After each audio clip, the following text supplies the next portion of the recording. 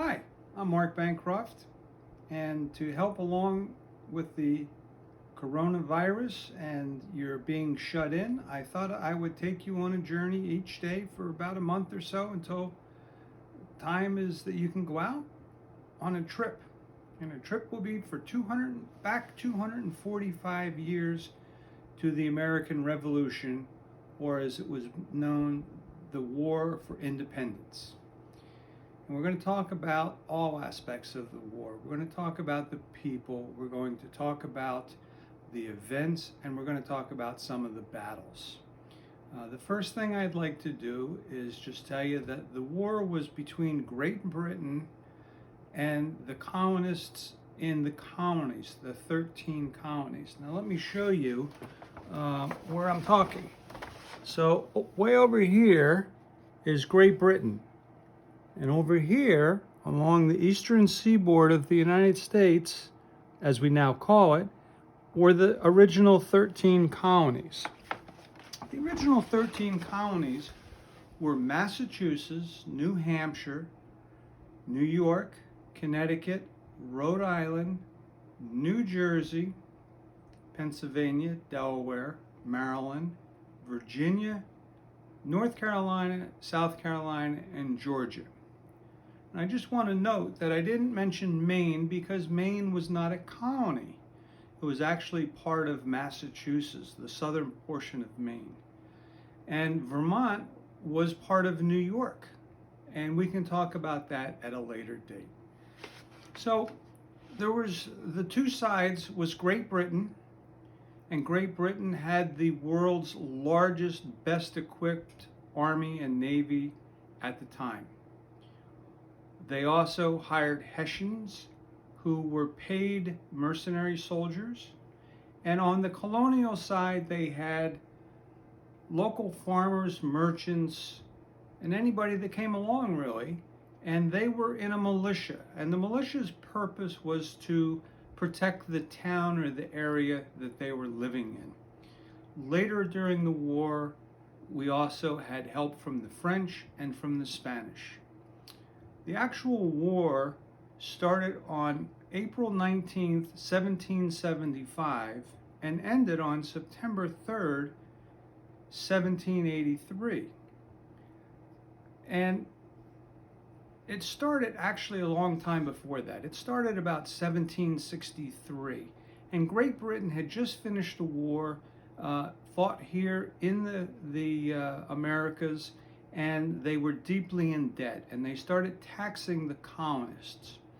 And the colonists, they weren't keen on the tax, but they understood it. Then Great Britain started passing laws, and the colonists started getting a little upset because they had no representation in Parliament. So Parliament was passing laws that we had no say on. So it was a constant, in those 10 years, it was a constant, more taxes, more laws. Now, you have to remember that the colonists were mostly from Great Britain, had left Great Britain to come over here because of the laws and the religious persecution that was going on at the time. Most notably, the first ship was the Mayflower in 1620. And so these people were becoming very, very weary of all these new laws and taxes that Great Britain was placing on them because they had just come over trying to get away from it. So they started worrying about it. So Boston seemed to be the epicenter of this distrust and unrest. There was a group there, a bunch of rebel rousers called the Sons of Liberty, and they started making a lot of trouble for the British. And so the Parliament sent over the army. And the army just landed in Boston and said, we're taking over. And they even passed a law that said that the army could take over your house. So you're living there one day, and the next day you're out on the street because the army took your house over. They actually had a law for that. And so this unrest continued in the Boston area for a number of years. The rebels, as they were referred to, started to amass arms and gunpowder and the sort, and you had what was a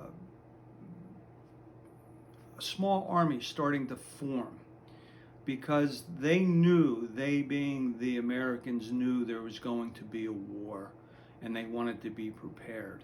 So the word got out that the British were looking for this stuff, so they moved it all out of Boston and they moved it to Lexington and Concord, which is about 16 miles outside of Boston.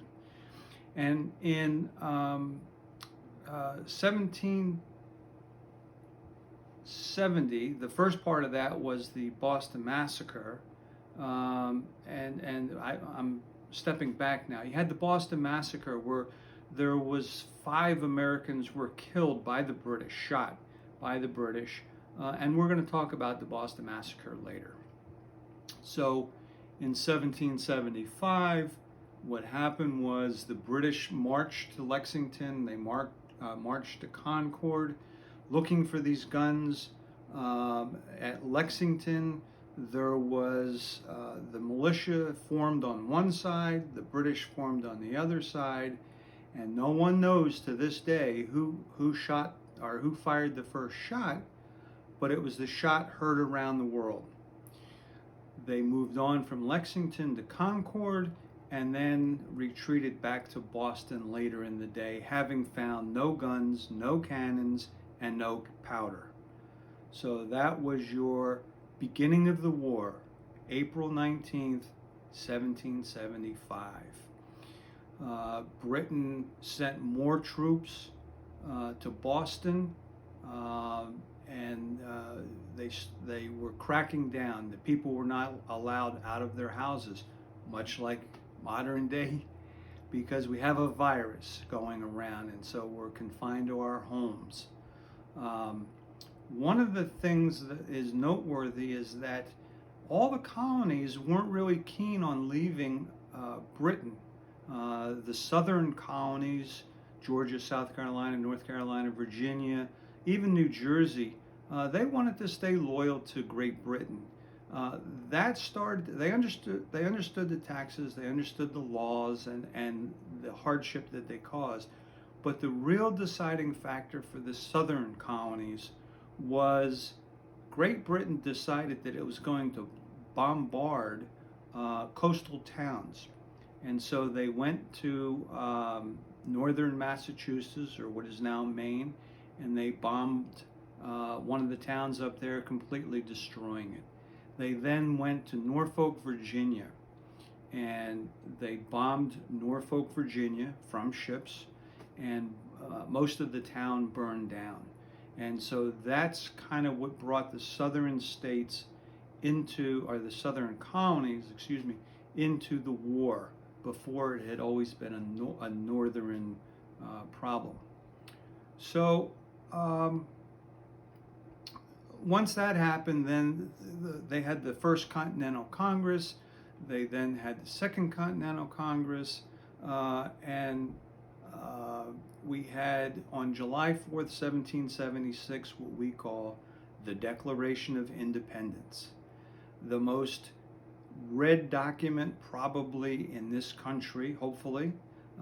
It was a letter to the king and declaring our independence from Great Britain, telling the king why we were declaring our independence. And the letter was not signed by all of the members of the Congress because it was treason. And anyone that signed it could be found and hung because it was treason.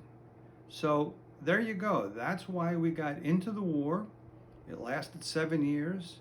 And tomorrow we will talk about probably my favorite person of the entire war, General George Washington. Thank you for tuning in.